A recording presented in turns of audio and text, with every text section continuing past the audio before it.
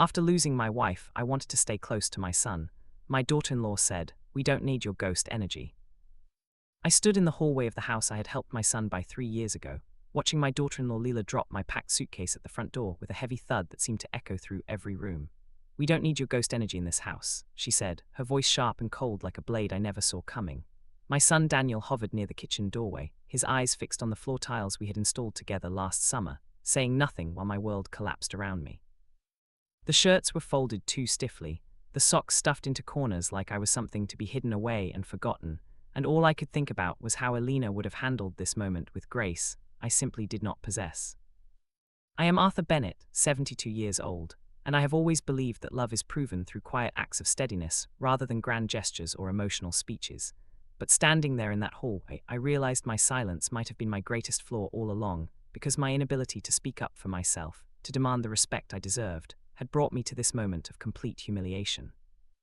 I had spent 6 months living with them after Alina died, cooking their dinners even when they barely touched the food, walking their dog in the rain because Daniel worked late hours, fixing the leaky faucet in their bathroom and the loose step on their porch, trying desperately to remain useful because I was terrified of becoming invisible. But grief had made me slower, made me second-guess every word before I spoke it, made me wonder constantly if I was imposing just by existing in their space, and that hesitation, that fear of being a burden, had allowed Leela to treat me like one without any pushback from me at all. My other flaw was that I had always avoided conflict, always chosen peace over confrontation, and Alina used to tease me about it gently, saying I would rather swallow broken glass than start an argument, and she was right because even now with Leela standing there dismissing my entire existence, I could not bring myself to fight back. "Dad, maybe it is just temporary," Daniel muttered, but his voice held no conviction, no strength, and I wondered when my son had become so weak, so willing to let his wife make every decision without question. Temporary, the word hung in the air like smoke.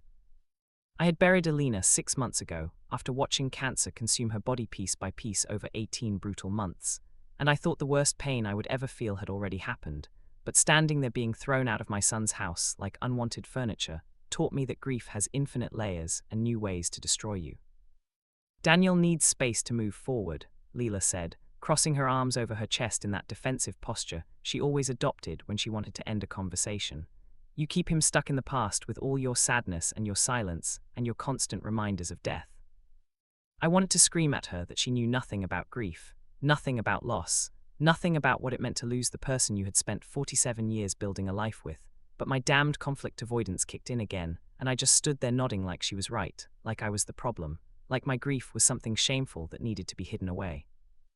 Instead of defending myself, instead of demanding that my son stand up for me, I reached into the small bag I was carrying and pulled out a framed photograph of Alina that I had brought with me when I moved in 6 months ago. Alina stood laughing in the picture, her hair wild in the ocean wind during a beach trip we took to Cape Cod back in 1998, her eyes bright with joy, and looking at it always made my chest ache with longing. "A memory," I said quietly, my voice barely above a whisper because even in my pain I could not raise my voice to this woman. "For the house." Leela took it with a dismissive shrug, glancing at the photo for barely a second before setting it on the hallway table like it was just another piece of clutter. "Thanks," she said flatly. I picked up my suitcase, feeling the weight of it in my arms and the much heavier weight of rejection in my chest, and I walked out that door without another word because that was what I always did. I walked away from conflict. I swallowed my pain. I protected everyone else's feelings at the expense of my own. But inside that frame, tucked carefully behind the photograph where only someone who really looked would find it, was a folded note that I had placed there that morning, a note that contained words I could never speak out loud, but that needed to be said anyway. The April air was cold against my face as I loaded my suitcase into the trunk of my old sedan, and I did not look back at the house because I knew if I did I might break down completely, and I had already given Leela enough satisfaction for one day. I drove across the city to a small studio apartment I had rented above a bookstore on Maple Street, a cramped space that smelled like old paper and coffee from the shop below, nothing like the home Alina and I had shared for decades with its wide windows and garden she had tended so carefully. The apartment had a twin bed that sagged in the middle, a kitchenette barely big enough to turn around in, and a single window that looked out onto a brick wall, and I told myself it was temporary even though I had signed a year lease because deep down I knew Daniel was not going to call, not going to apologize, not going to stand up to his wife and demand that I be welcomed back. Every night I lay in that uncomfortable bed staring at the ceiling, counting the cracks in the plaster and wondering what I had done wrong, wondering why my own son would choose his wife's comfort over his father's dignity, wondering if Alina would be disappointed in how easily I had given up without a fight. My phone stayed silent, no calls from Daniel, no texts asking how I was managing, nothing. The silence was worse than the words Leela had spoken, because at least her cruelty was direct and honest, but Daniel's abandonment through inaction felt like a deeper betrayal, the kind that leaves scars you cannot see but feel every single day. I spent my days walking through the city, sitting in parks watching young families play, eating meals alone at diners, where the waitresses eventually stopped asking if I was waiting for someone, and the loneliness wrapped around me like a heavy coat I could not take off.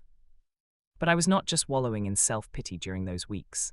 I was watching and waiting, because inside that photograph frame I had left a message for Leela, and I knew that eventually curiosity or guilt or simple housekeeping would lead her to discover it. 3 weeks passed before my phone finally rang late one evening, and I almost did not answer when I saw Daniel's name on the screen, because part of me wanted him to feel what I had been feeling, wanted him to experience the crushing weight of being ignored by someone you love. "Dad," he said when I finally picked up, his voice rough like he had been crying. "We need to talk." "About what?" I asked, keeping my tone neutral even though my heart was pounding. "About the note." About what Mom knew about Leela. I could hear her crying in the background, harsh sobs that did not sound anything like the cold woman who had thrown me out. "What about her?" I asked. "Why didn't you tell me?" Daniel's voice cracked. "Why didn't you tell me about her sister? About why she goes to the hospital every April? About everything Mom knew?" "Because it was not my story to tell," I said simply. "And because Leela needed to understand on her own that pushing away the people who love you does not protect you from grief. It just makes you more alone when grief comes anyway." The crying in the background got louder, more desperate. "She wants to apologize. She wants you to come back." "Does she?" I asked. "Or does she just feel guilty now that she knows I was keeping her secrets?" "Dad, please, we were wrong. I was wrong. I should have stood up for you."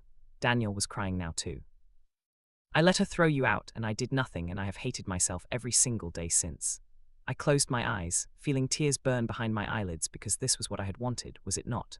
I had wanted them to realize what they had done, wanted them to feel remorse, wanted my son to finally choose me. But sitting alone in my tiny apartment with Alina's voice echoing in my memory, I realized that revenge had never been the point at all. The note I had left for Leela had been carefully planned over several sleepless nights before she asked me to leave. I had known for weeks that my time in their house was ending, because I could see it in the way Leela looked at me. Like I was a ghost haunting rooms that should have been filled with her future rather than my past. Alina had told me something important during her final weeks, when the morphine made her tongue loose and her filters disappeared, and she had made me promise to use that information only if it could heal rather than hurt. "Leela Chen Bennett reminds me of myself when I was young," Alina had whispered one afternoon while I held her hand in the hospice room. "Terrified of being trapped. Terrified of needing anyone, building walls so high nobody can see she is lonely behind them. She is not kind to me," I had said quietly. "She blames you for making Daniel sad," Alina replied. "She thinks your grief is contagious, but she is wrong, and someday she will understand that." Then Alina told me about a day 6 years ago, before Daniel and Leela were even married, when Alina had been at the hospital for one of her many cancer screenings and had encountered a young woman sobbing in the oncology wing hallway. That young woman had been Leela, visiting on the anniversary of her younger sister's death, a sister named Maya who had died at 22 from aggressive leukemia that Leela had not recognized the symptoms of until it was too late. "She carries so much guilt," Alina had said. "She told me everything that day because sometimes strangers are easier to confess to than family. She blamed herself for being too busy with work to notice Maya was getting sick. She blamed herself for not insisting Maya see a doctor sooner. She blamed herself for surviving when Maya did not." "Why are you telling me this?" I had asked. "Because when I am gone, you will need to understand why Leela treats you the way she does. She is not cruel, Arthur. She is terrified. She sees your grief and it reminds her of her own, and she does not know how to handle that without pushing it away." Alina had made me promise not to tell Daniel about Maya unless Leela chose to tell him herself, but she had also told me that if Leela ever tried to push me away completely, I should find a way to remind her that grief does not make you weak, it makes you human. So I had written the note in my careful engineer's handwriting, measuring each word like I was measuring load-bearing calculations, trying to find the exact balance between revelation and compassion. "Leela, if you are reading this, it means I have already left quietly," the note began. "I wanted you to know something Alina asked of me before she died. She told me you reminded her of herself when she was young, driven and afraid of being trapped by other people's needs. She also asked me to keep a promise to you. You never told Daniel why you visit the oncology wing every year on April 12th. Alina knew because she met you there 6 years ago. She knew about the sister you lost to cancer. and how you blamed yourself for not noticing the symptoms sooner. She asked me to be gentle with you when grief made you angry. Below my words, I had carefully transcribed something Alina had written in her journal during her final days, her handwriting shaky but unmistakable. Leela, dear, grief does not mean you are failing. It just means you loved someone. I had placed the note behind Alina's photograph, knowing that Leela would eventually move or clean the frame, and when she did, she would find words that would crack open the walls she had built so carefully around her heart. It was not revenge in the traditional sense, not designed to hurt or humiliate or destroy, but it was calculated to make Leela confront the parts of herself she had been hiding, to force her to see that she had become the very thing she feared, someone who pushed away love to avoid the pain of potential loss. Back in their house, Leela had found the note exactly as I had planned, though it took longer than I expected. She had placed Alina's photograph on a shelf in the living room, mostly out of guilt, I imagine, not really looking at it for days until one evening she noticed the glass was dusty and decided to clean it. When she removed the backing to wipe the glass properly, the folded paper had fallen into her lap, and she had almost thrown it away thinking it was just old newspaper used for padding until she saw her own name written on it. She told me later, weeks after everything changed, that her hands had started shaking before she even opened it fully, some instinct warning her that whatever was written there would alter everything. Reading Alina's words about Maya, about the guilt Leela had carried alone for 7 years, about the annual hospital visits she had never explained to Daniel, had broken something inside her that needed to break. She had collapsed on the couch sobbing, not the quiet tears of sadness but the loud, ugly crying of someone whose deepest wounds had been exposed to light. Daniel had found her hours later, still clutching the note, and when he read it his own face had gone pale with shock and hurt. "You have a sister who died?" he had asked. "Had," Leela whispered. "I had a sister, Maya. She died when she was 22 and I was 28, and I never told you because I could not talk about it without falling apart. Why didn't you trust me?" Daniel's voice was thick with emotion. "Why did my mother know but I didn't?" "Because your mother met me on the worst day of the year and did not judge me for being broken," Leela said. "And because I was afraid if you knew how much I had failed Maya, you would see me differently, see me as someone who lets the people she loves die." That conversation had lasted through the night, Daniel told me later, with both of them crying and yelling and finally understanding each other in ways they never had before. Leela had explained how losing Maya had made her terrified of anything that reminded her of death and dying, how watching me grieve for Alina had triggered all her own unprocessed trauma, how she had pushed me away because I represented everything she was trying to forget. "But Dad did not do anything wrong," Daniel had said. "He was just existing in his grief." "I know," Leela had sobbed. "I know, and I was so cruel to him, and he knew about Maya the whole time and never used it against me, never threw it in my face, just left quietly like he always does." That was when they had called me, 3 weeks after I moved out, and I had let the phone ring 4 times before answering because my own flaw of avoiding conflict warred with my desire to make them suffer a little longer. But Alina's voice in my head reminded me that holding on to anger would only poison me further. So I answered and I listened to my son apologize, and to Leela's broken sobbing in the background, and I felt my own walls beginning to crack. "I am not coming back tonight," I told Daniel firmly, surprising myself with the strength in my voice. "You need time to process this together, and I need time to think about what I want." "Dad, please." "No, Daniel. For once in my life I am going to stand up for myself instead of just accepting whatever scraps of love people are willing to give me." My voice was shaking, but I continued. "What Leela did was cruel. What you allowed to happen was worse because you are my son and you stood there silent while your wife threw me out like garbage. I kept her secrets out of respect for her pain, but that does not erase what she did to me." "You are right," Daniel said quietly. "We were both wrong and I do not know how to fix it." "Neither do I admitted. But I need you to understand that I am not going to just forgive and forget because it is easier than holding you accountable. I need to see that you actually want me in your life, not just that you feel guilty about how you treated me. I do want you in my life, Dad. I have wanted to call you every single day, but I was ashamed, and the longer I waited the harder it got, and I am so sorry." I could hear the genuine remorse in his voice, but I also knew that apologies were easy and change was hard. "I will call you in a few days," I said. "Let Leela grieve for her sister properly. Let yourself sit with what you did, and if you both still want me back in your lives after that, we will talk about what that looks like." I hung up before Daniel could respond because I needed to feel like I had some control, some power in this situation where I had been so powerless before. The next morning my phone buzzed with a text from Leela, the first direct communication we had had since she threw me out. "I am sorry is not enough, but I am sorry," it read. "Your wife was kinder to me in one afternoon than I have been to you in 6 months. I did not deserve her compassion, and I definitely do not deserve yours." I stared at the message for a long time, my thumb hovering over the keyboard. Part of me wanted to ignore it, to let her sit with her guilt, the way she had let me sit with my grief alone in this tiny apartment. But Alina's voice reminded me again that cruelty in response to cruelty just creates more pain, and that was not who I wanted to be. Alina believed grief does not make us weak, it makes us human, I typed back. She would want you to forgive yourself for being human. I am working on forgiving you too, but it will take time. The response came quickly. I will wait as long as you need. We put Maya's photo on the mantle next to your wife's. Daniel is finally learning about his sister-in-law he never got to meet. Thank you for protecting my secret even when I did not protect your dignity. I felt tears burning my eyes because this was what I had wanted, was it not? For Leela to understand, to change, to see me as a person rather than a burden.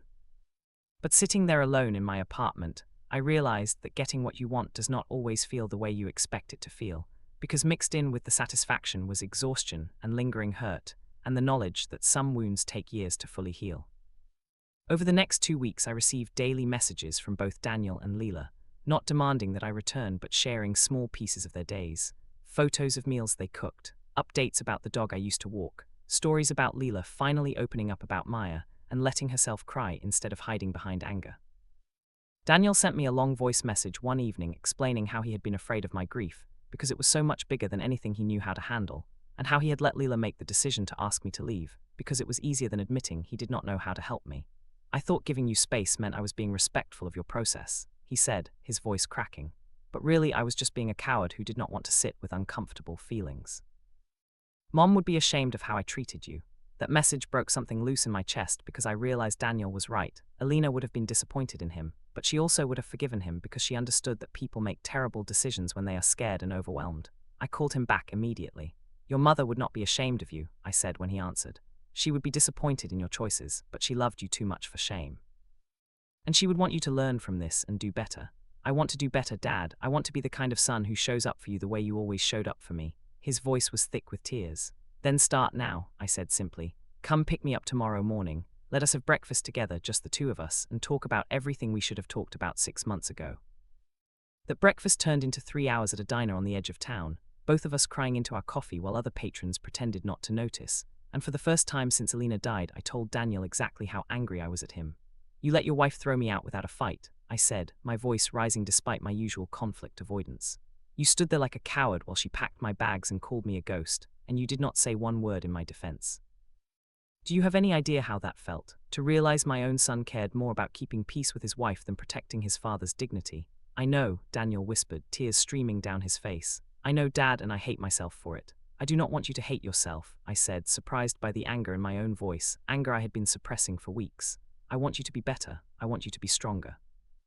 I want you to be the kind of man your mother and I raised you to be, someone who stands up for what is right even when it is uncomfortable. I will be better, Daniel promised. I am already in therapy trying to figure out why I am so conflict avoidant, why I would rather hurt you than risk upsetting Leela. That is good, I said, feeling some of my anger dissolve into sadness. Because Leela is not the enemy here. Fear is, grief is, the unwillingness to sit with painful emotions is. We all failed each other these past 6 months, but we can choose to do better now. Daniel reached across the table and grabbed my hand, squeezing hard. Will you come back home, not to live with us necessarily, but to be part of our lives again? Leela wants to apologize in person. She is terrified you will never forgive her. I will come for dinner, I said slowly, but I need you both to understand that I am not moving back in. I need my own space, my own life, even if that life is smaller and lonelier than what I had before. And I need to know that you both want me there because you actually want my company, not because you feel obligated or guilty. We want you there, Dad, I promise. That evening I stood outside Daniel and Leela's house with a bottle of wine I had picked up on the way over, my heart pounding like I was about to walk into a battle rather than a dinner. Daniel opened the door before I could knock, his eyes red-rimmed like he had been crying recently, and he pulled me into a hug so tight I could barely breathe. Thank you for coming, he whispered. Inside, the house looked different than I remembered, warmer somehow. Fresh flowers sat on the dining room table. Alina's photograph was now displayed prominently on the mantel, and next to it was another frame showing a young woman with Leela's eyes and bright smile. Maya, that is my sister, Leela said quietly, emerging from the kitchen. Her own eyes were red and swollen, her face bare of makeup, looking younger and more vulnerable than I had ever seen her. She would have liked you, I think. She had a thing for kind old men who fixed things. It was an awkward attempt at humor, and I could see her hands shaking as she twisted a dish towel between her fingers. I owe you an apology that I do not know how to give, she continued, her voice breaking. What I said to you, how I treated you, throwing you out like you were nothing when you were everything to this family, I cannot take any of it back and I hate myself for it. Then let us talk about why you did it, I said gently, setting the wine down and sitting on the couch.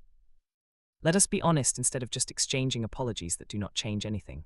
Leela sat across from me, Daniel hovering uncertainly between us. I was angry at you for grieving, she said bluntly. Every time I looked at you, I saw this broken man who reminded me of how broken I felt when Maya died, and I did not want that in my house, did not want to feel those feelings, did not want Daniel to see me fall apart the way you were falling apart. So you pushed me away to protect yourself, I said.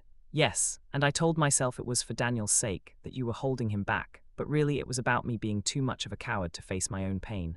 Tears were streaming down her face now. Your wife met me on the worst day of my year, the anniversary of Maya's death, and she sat with me in that hospital hallway for 2 hours while I ugly cried and told her everything, and she did not judge me or try to fix me, she just listened. And then she gave me her phone number and told me to call her anytime I needed to talk about Maya, and I never did because I was too ashamed, and now she is gone, and I can never tell her how much that day meant to me. She knew it meant something, I said quietly. She told me about meeting you. She said you reminded her of herself, fierce and independent but terrified of needing anyone. She wanted me to understand you, to be patient with you, to recognize that your anger at me came from a place of pain, not cruelty. But I was cruel, Leela insisted. I was cruel and you did not deserve it, and you kept my secrets anyway. You protected me even when I did not protect you, and I do not understand why. Because Alina asked me to, I said simply. And because holding onto your secrets and using them to hurt you would have made me the kind of person I do not want to be. Revenge is not always about destruction. Sometimes it is about forcing someone to see themselves clearly, to confront the parts of themselves they have been hiding, and hoping they choose to change. The conversation lasted for hours, all three of us crying and laughing, and finally being honest about our fears and failures. Leela told me stories about Maya, about growing up with a younger sister who was funny and talented and gone too soon, about the guilt that consumed her every April when the anniversary rolled around, about how she had thrown herself into her career to avoid processing her grief, and had pushed away anyone who threatened to make her feel deeply.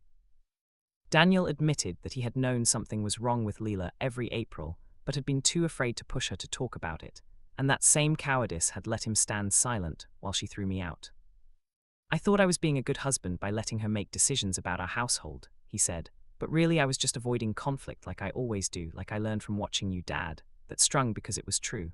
I had modeled conflict avoidance my entire life, swallowing my feelings to keep the peace, and my son had learned that lesson too well. Then we both need to learn to be braver, I said. To speak up when something is wrong, to fight for the people we love, to sit with uncomfortable emotions instead of running from them. I am trying, Daniel said. My therapist says I have a pattern of prioritizing other people's comfort over my own needs and over standing up for what is right. I am working on it. We are all working on it, Leela added. I started therapy too, finally processing Maya's death instead of just running from it. And I'm learning that pushing people away does not protect me from pain, it just makes me more alone. She looked at me directly, her eyes full of remorse. I am so sorry, Arthur. I am sorry for calling you a ghost. I am sorry for packing your things like you were trash to be discarded. I am sorry for not seeing how much you were contributing to this house, how much you were holding us together while you were falling apart yourself. I am sorry for being so terrified of grief that I could not let you have yours without making it about me. I forgive you, I said, and I meant it, though I could feel the weight of the hurt still sitting heavy in my chest. But forgiveness does not mean everything goes back to how it was before. I need you both to understand that. The aftermath of that dinner stretched across weeks and months as we slowly rebuilt trust and redefined what our relationships would look like. I did not move back into their house, deciding instead to keep my small apartment above the bookstore, because I discovered I needed that independence, that space to be Arthur without being Arthur the grieving widower or Arthur the helpful father. Daniel and Leela came to visit me there often, bringing groceries they insisted on stocking in my tiny kitchenette, sitting on my sagging couch to watch old movies, learning to be comfortable with silence instead of always filling it with chatter. Leela started opening up more about Maya, showing me old photographs and telling me stories, and I realized she had needed someone outside her immediate family to witness her grief, to validate that her sister's life had mattered.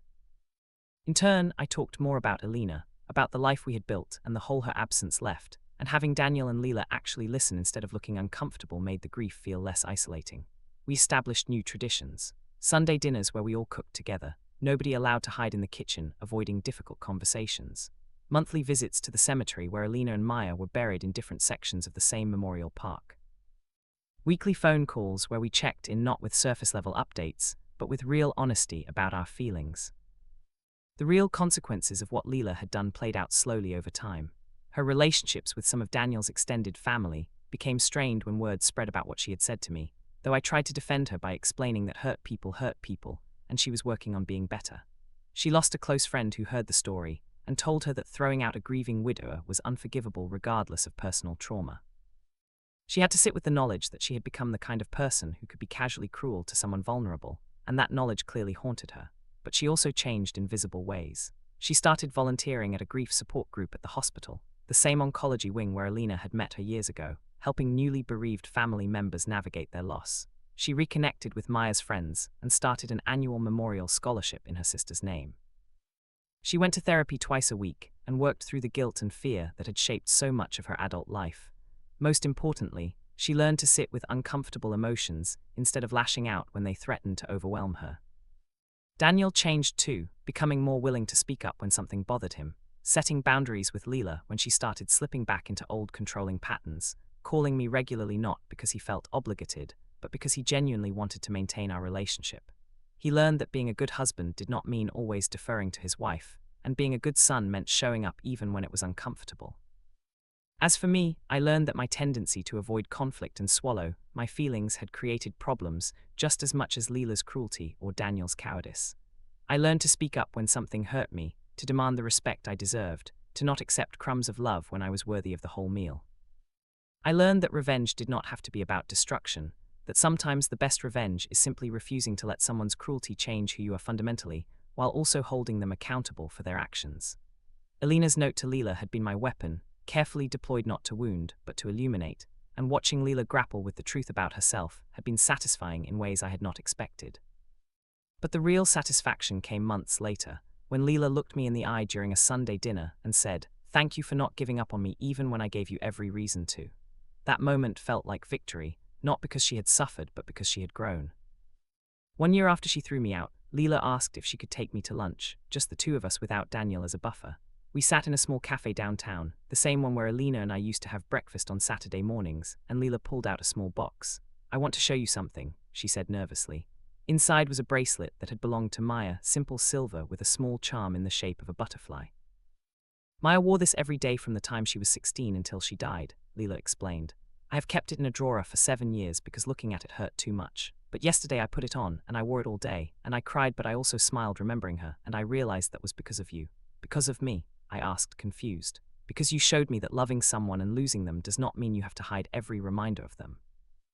You kept Alina's photograph even when I told you that you were living in the past. You talked about her even when it made people uncomfortable. You refused to pretend she never existed just to make your grief more palatable to others. And watching you do that, watching you honor her memory without shame, taught me that I could do the same for Maya." She was crying now, tears dripping onto the table between us.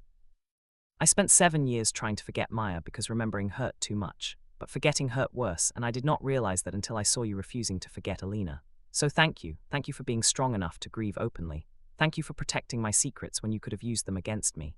Thank you for forgiving me even though I did not deserve it. And thank you for leaving that note, for forcing me to confront myself, because it changed my life." I reached across the table and held her hand, this woman who had once called me a ghost, and I saw Maya's bracelet glinting on her wrist catching the afternoon light. "Alina would be proud of you," I said. "She would be proud of how hard you have worked to heal, how honest you have been about your mistakes, how much you have grown." "I hope so," Leela whispered. "I think about her a lot, about that day in the hospital when she could have walked past me but chose to sit down instead. About how different my life might have been if she had not shown me that kindness, about how I repaid that kindness by being cruel to her husband when he needed compassion most." "She forgave you before you ever wronged me," I said. "She told me you would struggle with my grief because it would trigger your own. She told me to be patient. She knew you would come around eventually." "How did she know that?" Leela asked. "Because she understood that people are complicated, that we all have reasons for the ways we protect ourselves, that cruelty often comes from fear rather than malice. And she believed in second chances, in growth, in the possibility of redemption." We sat there for a long time, two people who had hurt each other learning to exist in the aftermath of that hurt, not forgetting what had happened, but choosing to build something new from the rubble. The unexpected twist came 2 years after that initial confrontation, when Daniel and Leela asked me to move back in with them. Not because they felt guilty, but because they were expecting a baby and wanted me to be part of my grandchild's daily life from the very beginning. "We are not asking you to be our live-in babysitter," Leela said firmly when they showed up at my apartment with the news. "We are asking you to be family, to be part of this child's life in all the messy, wonderful ways family should be. We want them to grow up hearing stories about both their grandmothers. We want them to see what healthy relationships look like after they have been broken and repaired. We want them to know their grandfather not as someone we tolerate out of obligation, but as someone we actively choose to have in our lives. I cried when they asked me, not sad tears but overwhelmed ones, because this invitation felt nothing like the burden I had been 2 years ago. This felt like genuine love, genuine desire for my presence, genuine recognition of my value. I would love that, I said, hugging them both, but we do it differently this time. We communicate, we are honest when something bothers us, we do not let resentment build, we choose each other every day instead of taking each other for granted. They agreed, and 6 months later, I moved into the newly renovated guest suite they had built with its own entrance and small living area, not the spare bedroom I had occupied before, but a real space that acknowledged I was an independent adult who also happened to be part of their family unit. Baby Alina Maya Bennett arrived on a cold December morning, 7 pounds of squalling fury and perfect tiny fingers, and when they placed her in my arms I felt something shift inside my chest, some final piece of grief transmuting into hope. We named her after both of them, Daniel said quietly, after the women who taught us how to love through pain. They would be honored, I said, looking down at my granddaughter's scrunched-up face. And I am honored you trust me to be part of her life. Leela, exhausted in the hospital bed, smiled at me. You taught me that ghost energy is not about being stuck in the past, she said. It is about letting the people we have loved continue to shape who we are, continue to guide us, continue to be part of our story even after they are gone. Alina's ghost energy is all over this baby, and so is Maya's, and so is yours, and that is exactly how it should be. I carried that child home from the hospital 2 days later, Daniel driving carefully while Leela dozed in the passenger seat, and I sat in back making sure our precious cargo was secure, and I thought about how revenge had never really been the point at all. The note I left for Leela had not been about making her suffer, it had been about making her see herself clearly enough to choose change, and she had chosen it, over and over, in ways big and small. The real revenge, I realized, was simply refusing to let cruelty turn me cruel in return, was maintaining my dignity and values even when I had every right to lash out, was trusting that people could grow if given the truth and the space to process it. Now I sit in my comfortable chair in my suite, watching through the window as Daniel teaches little Alina to walk in the backyard, Leela laughing as our granddaughter takes wobbly steps toward the flower garden her 2 grandmothers would have loved. The photograph of Alina sits on my dresser still, her laughing face from that beach day decades ago, and next to it is a copy of the photo of Maya that sits on the mantel downstairs. Sometimes I talk to both of them, telling them about the family they shaped even in death, about how their love continues to ripple outward in ways they never could have predicted. My phone buzzes with a text from Leela. Dad, can you watch Alina tonight, date night? We promise not to stay out too late. Dad, she calls me Dad now and it warms something in me every time. I text back, of course, take your time, we will have fun. Because that is what family does, they show up for each other, they forgive each other's failures, they choose love over resentment even when love is harder. The revenge I took by leaving that note taught Leela to see herself clearly, taught Daniel to be braver, taught me to demand respect, and in the end taught all of us that sometimes the best revenge is simply surviving with your values intact and trusting that truth has more power than cruelty ever could.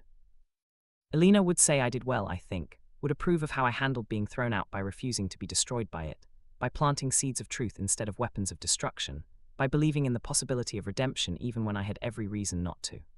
And as I watch my son teaching his daughter to walk in the garden where grief once lived but joy now grows, I understand that this quiet life, this rebuilt family, this hard-won peace, is the sweetest revenge of all.